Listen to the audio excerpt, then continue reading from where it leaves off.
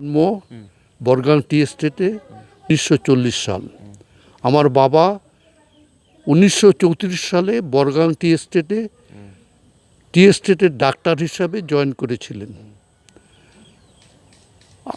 1942 সালে যখন কেটলা tea estate, যেটা একই কোম্পানির টি এস্টেট, যখন হসপিটাল বাবা এখানে স্থানান্তরিত বা ট্রান্সফার হয়ে এই হসপিটালে জয়েন করেন। কেটলা টি এস্টেটের সামনে দাঁড়িয়ে আমি আপনাদের সাথে কথা বলছি। এখানে বাবা 1942 সাল থেকে 1963 সাল পর্যন্ত এখানে চাকরি করেছেন। আমরা ছোটোবেলা 1942 থেকে 1949 পর্যন্ত এই কেটলা টি এস্টেটে আমরা লালিত হয়েছি। আমাদের ছোটোবেলা কেটেছে এখানে। আমি অহমিয়া প্রাইমারি স্কুলে ক্লাস 3 পর্যন্ত পড়েছিলাম। যেহেতু আমি বাঙালি, আমাদের মাতৃভাষায় পড়ার সুযোগ ছিল না। আমার পরিবার, মা বাবা এখানে ছিলেন। আমরা কলকাতায় 1949 সালে চলে যাই। একবার মাত্র 1969 সালে 1969-এ আমার বন্ধুর সাথে এখানে দুদিনের জন্য বেড়াতে এসেছিলাম। তারপরে আমার চাকরি জীবন শেষ হওয়ার পর সব সময় আমাকে কেটলা টানতো। সব স্বপ্ন নিয়ে আমার কেটলার চিত্র ভেসে উঠত। সেই টানে আমি 2004-এ এখানে প্রথম চলে আসি সময় কাটাবার জন্য। এখানে আসতে পরে আমার চোখের সামনে কোনো আয়না নেই, আমি আমার অবয়ব দেখি না। আমার যে এখানে টি গার্ডেনের রাস্তায় যখন আমি হেঁটে বেড়াই, তখন যেন মনে হয় আমি সেই 9-10 বছরের ছেলে। আমি যে বুড়ো হয়ে গেছে, আয়না নেই, আমি দেখতে পাই না আমাকে। 9-10 বছরের ছেলে।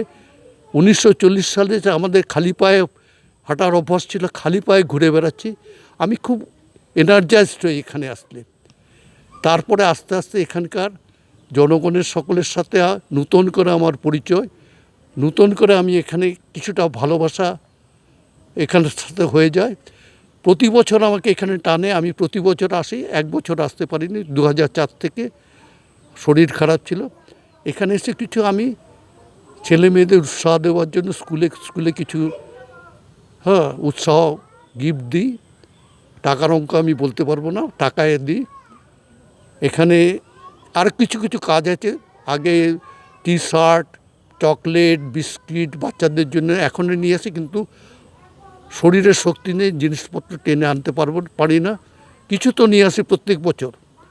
আজকে 16 বছরের মধ্যে 15 বছর এখানে আমি আসি। আমার কোনো এখানে 2 পয়সা লাভ হয় না, কিন্তু বছরে প্রায় 13-14 হাজার টাকা খরচা হয় এখানে আসার জন্য। আমি খুব আনন্দে থাকি এখানে। এখানে মানুষজন আমাকে এত ভালোবাসে, আমি কল্পনা করতে হয় না। আমি নিজে অকৃতদার, কিন্তু এখানে আমার ছেলেমেয়েরা প্রত্যেকে আমাকে, রক্তের সম্পর্ক নেই, এত ভালোবাসে, আমি অভিভূত। আমি অসুস্থ হলে কল্পনা করা যায় না, এই অঞ্জনা আমার মেয়ের মতো আমাকে কি সেবা যত্ন করেছিল, কল্পনা করা যায় না। হ্যাঁ, বাবা এখানে দেহ রেখেছিলেন 9 নভেম্বর 9/11/63। এখানে চাকরিকালীন অবস্থাতেই উনি দেহ রেখেছিলেন। আমরা তখন ছিলাম না। মা এবং দাদা মৃত্যু সংবাদ পেয়ে এসেছিলেন। এখানেই সমাধিস্থ হয়েছে কেটলা।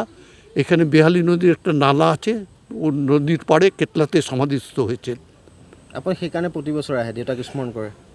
দেবতাকে স্মরণ করে না, যে এই এলাকাকে স্মরণ করে।